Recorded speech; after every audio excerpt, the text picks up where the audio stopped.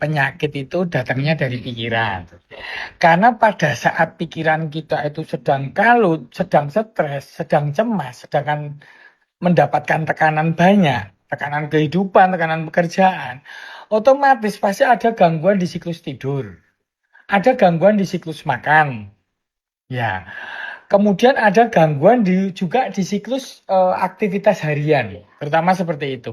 Ketika kita itu biasa dalam zona nyaman, siklus yang teratur, tiba-tiba ada perubahan siklus, itu akan terjadi perubahan terkait dengan sistem kekebalan tubuh tentunya. Karena sistem kekebalan tubuh itu bisa secara langsung dan nggak langsung dipengaruhi oleh pikiran kita.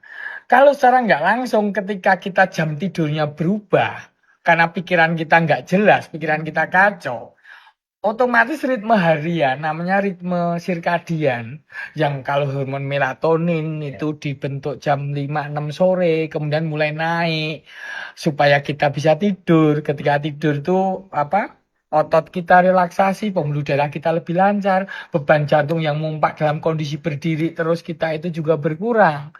Nah, kemudian growth hormone itu juga meningkat di mana ketika melatonin meningkat, growth hormone meningkat itu sistem kekebalan tubuh aktif bekerja, termasuk sistem kekebalan tubuh terhadap alergi loh ya. Nah, ketika sistem kekebalan tubuh kita terhadap alergi itu terganggu ya, akhirnya kita mudah biduran, gatal-gatal. Terus kemudian secara nggak langsung ada refleks otonom ya ketika kita tuh stres, macam-macam kita sering kencing. Kemudian klep yang dari lambung kita ke pencernaan itu juga suka menegang. Jadi kita mudah kembung pada saat kita stres. Belum lagi hormon kortisol yang diproduksi lebih meningkat ketika kita stres. Kita harus amati. Oh, kita meriang pegel-pegel. Oh, apakah kemarin aku stres ya? Oh, atau kurang tidur ya? Jadi enggak kita sakit itu terus nyalain makanan, terus nyalain malah kita lompat ke penyakit-penyakit baru yang katanya mengerikan. Kita ambil sederhana dulu, perbaikin siklus harian dulu. Gitu loh ya. Kalau bisa orang itu makin tua itu siklus hariannya makin teratur. Ya, bukannya makin nggak teratur oleh karena bisnis misalnya sedang sepi. Nah, ketika stres itu juga terjadi, itu keseimbangan mikrobioma atau bakteri, virus dan jamur yang baik di dalam pencernaan kita itu terganggu. Ketika terganggu, kita mulailah sering diare juga.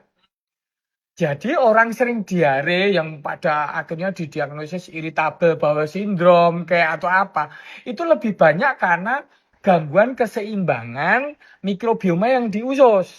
Saraf kesenangan kita, kan otak kita tuh butuh kesenangan juga, butuh tenang. Kalau orang senang kan pikirannya tenang dan damai. Ya, itu namanya serotonin, hormon untuk kita senang itu. Nah, sedangkan 90% reseptor hormon serotonin itu ada di usus. Nah, makanya kalau kita nggak senang, usus kita pun ikut stres, mencret, gitu loh. Makanya itu orang kan kalau makan enak, asal nggak berlebihan loh, tubuhnya cenderung lebih sehat, gitu loh. Makan enak membuat pikiran senang, tapi kalau nggak apa, nggak terus-terusnya mencari makan enak kan ya tidak, gitu loh. Tapi berarti kan ada hubungannya antara otak kita, pikiran kita, dan usus kita. Itu ada hubungannya.